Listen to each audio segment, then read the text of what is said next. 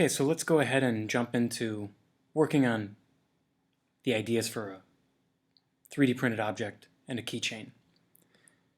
Now right off the bat, I keep a pretty clean desktop and I keep a pretty clean bar down here. And the reason for that is just as you develop your own style using a computer and eventually become a professional using a computer every day, you need to decide what you want down here and what you don't. Now SketchUp is definitely not something I use every single day. Now you can always use the magnifying glass to search for something. And what's nice is that a Mac or a PC will index all of the different things and programs so that if you were to start to type something, it'll show up. But also on a Mac, if you find the command button, go ahead and press and hold the command button. It's right next to the space bar. So while you're holding the command button, now press your space bar and that'll bring up your spotlight. Go ahead and let go. And let's type in what we're looking for. Well, we know the name of the software is SketchUp. So if I start to type sketch, it should right off the bat give me kind of the right one that I'm looking for. So you'll notice some files from Jacob in there.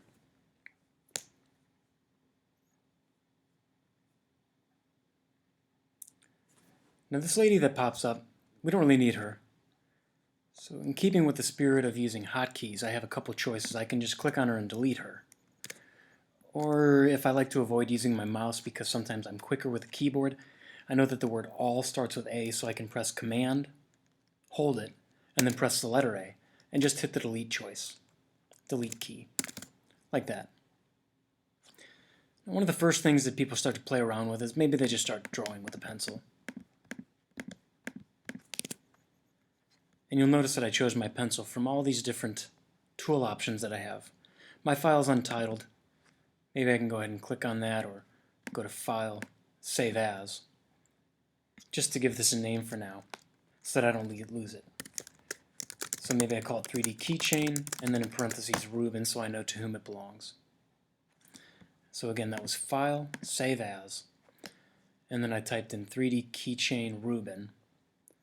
Notice that I don't go lowercase here because it's more conventional to see 3D capitalized.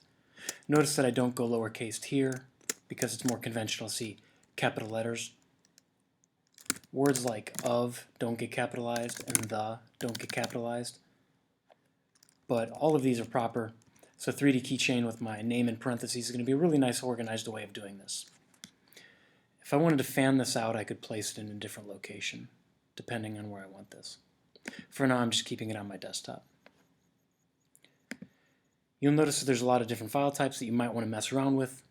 And the reason you would want to mess around with that is because if you wanted to share it with somebody that had an older version of SketchUp. That doesn't apply to me for today, so I'm just going to click Save. And I can replace this, it doesn't really matter. Go ahead and do these things as I've done them, knowing that you can always jump back in the video and pause if you need additional time. Do not skip ahead, and do not listen to me on a high speed. I found the orbit button, and you'll notice that as I hovered above it, the orbit word came up. So if I'm ever confused about what something is, and I'm patient, it'll prop up and tell me what something is. With that selected, you'll see that it's gray, and I can orbit, and what I thought was a two-dimensional drawing on one plane, P-L-A-N-E, is actually not. So the reason I show this is, maybe I want to make my name, and I'm thinking, okay, well here's an R. I think it's looking pretty good. Looks kind of like an R, right? And then I go to close that in, and none of my ends are coming together to give me a nice closed shape, but I think I have an R. Well, when I rotate that R, I don't have an R at all. So go ahead and give yourself some time to play around with that, and just for fun. Okay, assuming you've played around, let's come back to this and talk about a way to better draw things. I just got rid of my drawing pretty quickly there. I could have gone to the erase button, clicking on line by line. Now notice that circle, if I'm a little bit off, it's not going to do anything as I click. So I want to make sure I'm right on top of it. Or I could do a click and hold as I go around. My other choice is to grab the whole thing because I know I don't care that I lose everything and I can delete it. I could also go to the cursor grab a box around it, and press delete. So again, that was kind of 3 different ways. 1 with the eraser, 2, Command A, and then delete.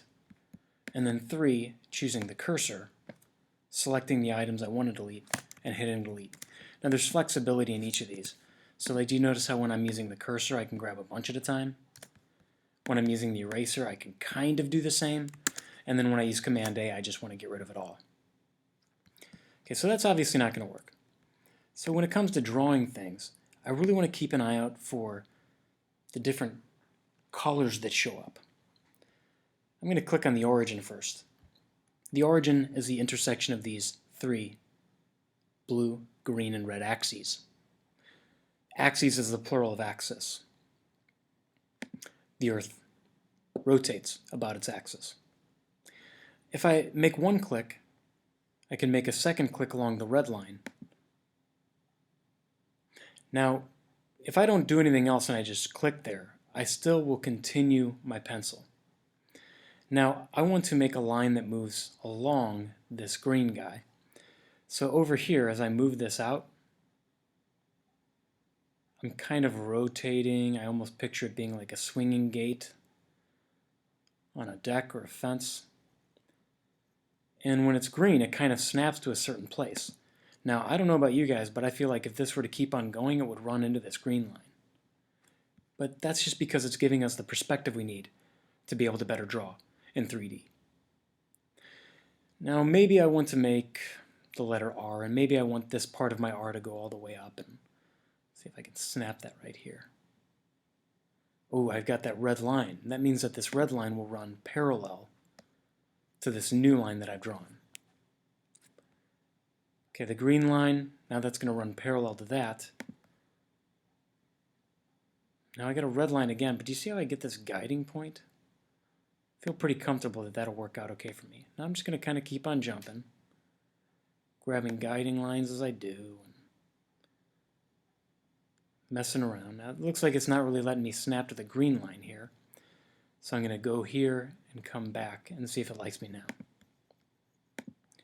Oh, that's something new. It's the first time that it turned gray, and let's rotate around to see what really happened there. Okay, it made a completely solid object. So that's just me demonstrating how I can, now extrude things and add shapes that I can then sync out. Okay, so let's do a little planning for this 3D object. Now, first of all, how are you going to do this? Well, get some pen and paper out, sketch out your ideas, get your name on there. Because I think we get too over-obsessed with Googling things all the time, and we really don't give our brains a chance to try to come up with our own ideas. Now, eventually I did Google 3D printed keychains, just to kind of see what came up. Now I like this, these sunken-in names. And I also like these Minecraft keychains. Thought, okay, that pixelated look might make it kind of simple. And this Iron Man thing, although it's cool, and these curvatures, unless I find a font that I really like, doing some of these might be a little difficult, but not impossible. It's just going to require extra planning. So I thought to myself, okay, cool. I really like the movie E.T. So I Google searched pixelated E.T. And I got this weird skull. Now these are kind of cool. I guess I could get that bike, but I don't know if that necessarily would turn into something that people would know what they're looking at. So I got more specific than pixelated E.T. I'm like, okay, that's too general. So then I was like, well, how about 8-bit E.T.? When I did 8-bit E.T., these Atari images came up, and I don't know about doing the face here. Not sure I like that. But I thought, okay, well, if it's Atari, maybe instead of 8-bit, I'll get more specified results if I do Atari E.T. Now, I really like this image. I thought, okay, cool. I recognize this. Anybody that's ever played E.T. on Atari would recognize this. And I think that I could draw this pretty smoothly in SketchUp as a first timer, because all these block lines, it's nothing too crazy rounded, and I think that's something I can bite off and chew. So I don't want to just drag this to my desktop. If I do, I'll end up just getting a file that's this size, like just a little preview. These are called thumbnails because they are just a small little thumbnail preview of the whole possible image. So if I were to do two things, I could choose either to visit the page, which will bring up all the text and everything, or I could just click on View Image. And by clicking on View Image, it actually takes me further to the actual source of the image, and I'll get a much larger version of the file. I will drag this now to my desktop. Now there's a chance that nothing's going to show up. So let's see if I had any luck. Now, you guys like to move your windows all out of the way. I think that's kind of a amateur way of going about things. Now, you'll sometimes have like two screens where you can throw Google Chrome to the other side, but maybe Command M will just minimize Google Chrome for me.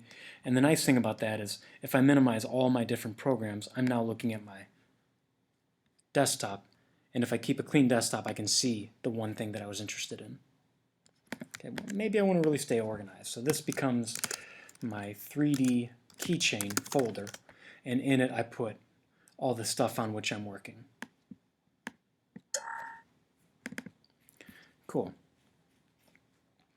Okay, now that time it did save the image, but let's say it didn't. You can do a control click and go to Save Image As, and then that should prompt you to save the image to your desktop somewhere. Okay, so I got my ET phone home image. I'm probably not going to bother with the text, and let's see what I can do to get this keychain into SketchUp. Now the first thing you might want to do is you want to just see, well, can I drag an image directly into this new program that I'm learning? Now I saw that plus sign come up, but I do it a second time, I do it a third time. Well, I don't think the computer's acting weird. I think it's just not going to let me do that. So let's go ahead and let's kind of browse our file options. Maybe there's going to be a word like open or import. Now when you import goods into the country, you're bringing them in. That's different from exporting, which you'd be sending it out. So I want to import. Now look at these format choices I have. JPEG, all these different options come up. You're going to want to get familiar with different file types as you guys grow up and use different softwares. But for some reason it's not letting me click on this ET. So let's see. Is GIF not a choice? Definitely not. Okay, so I guess I'm going to have to work around that. I can close that window prompt or just minimize the program. I'm going to open up this ET Atari wallpaper. And since GIF doesn't like it, I'm going to go to File, and if I just click Save, that's not going to modify the file for me. I could go to Save As and see if there are choices there. But let's see what happens if I choose Export. So I'm taking this GIF and I'm turning this into a JPEG. Now this might not be something you have to do, but just pay attention anyway, because it might come up. So I've changed my format to JPEG, and again you have that pause button and you can jump around and find your own stuff as I'm doing this. And it doesn't look like it retitled it or did anything, but oh, I have something on my desktop that wasn't there a minute ago. Now I don't think I'm going to use this GIF. This GIF file's gone. So I trashed that, and now I'm going to move this ET wallpaper. I can select it, and it looks like it's a JPEG now. Cool. Now let's see if that is something that SketchUp likes. Now, I'm not explaining every single detail as I'm going around looking at these files, but what was grayed out earlier is now dark, which means I can choose it. So I've clicked on Import, and I haven't clicked anything else yet, but looks like I can snap this right here. Okay, cool. Looks like I got what I'm looking for. So now I can go along and I can trace this. Do you see how the lines are kind of working out nicely and everything's on the image? Now this isn't going to be perfect. I'm not going to go to every boundary because I want you guys to figure this out. Well, I don't want to bore you.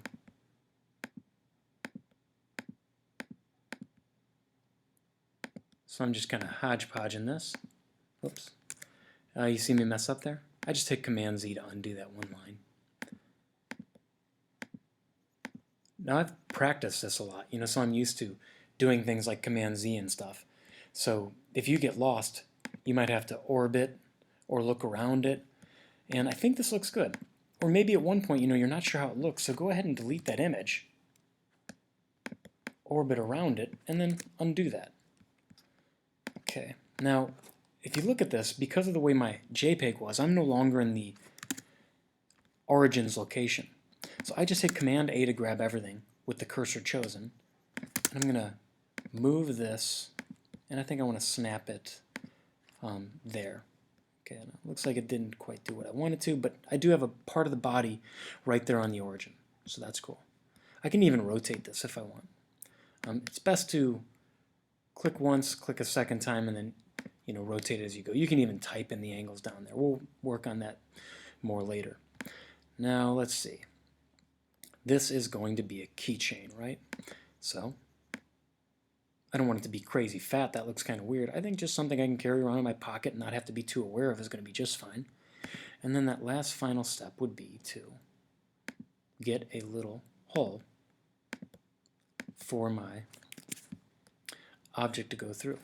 So on the face of this object, I'm choosing to make a circle.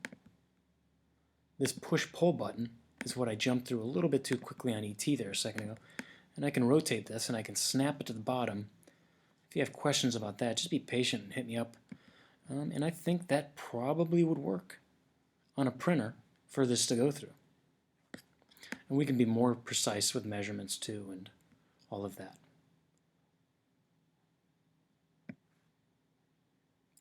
Now your final step would be to export this as a 3D model and save it as an OBJ file. Lower School 2-3, please make your way in the workroom for staffing. Lower School 2-3 and 1. Yep.